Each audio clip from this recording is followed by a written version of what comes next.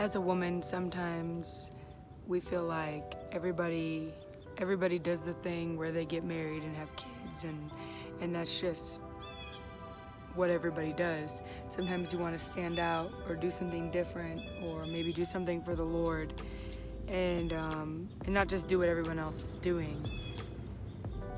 Do you feel like you don't want to have kids and you don't want to get married because that's what everyone does, and you want to do something great for the Lord? You want to change the world for the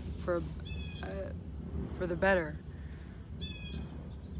I definitely have felt this.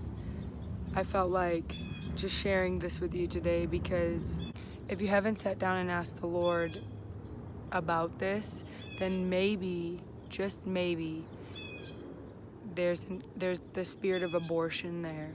The spirit of abortion says, I don't want to get married and I don't want to have kids. It's one thing if the Lord calls you to not have kids and to not be married. There's people that have been called to not be married and to be celibate, and that's amazing.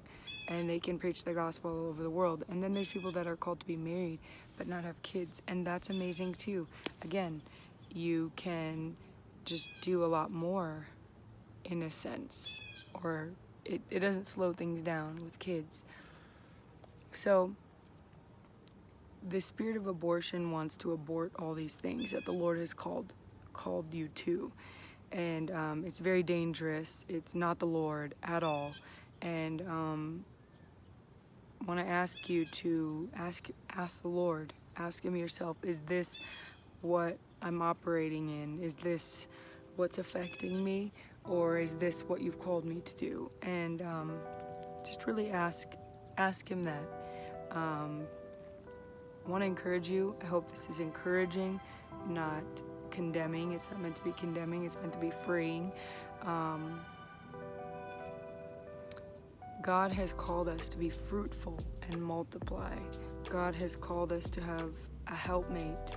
God has called us to live an abundant life with people and family around us, and subdue evil with good.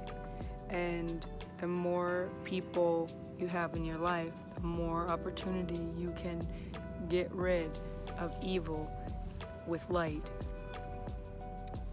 I think one of the thoughts I had at one point in my life was, I don't want to bring a person into this world because this world is so evil. Well, that is definitely a thought from the enemy.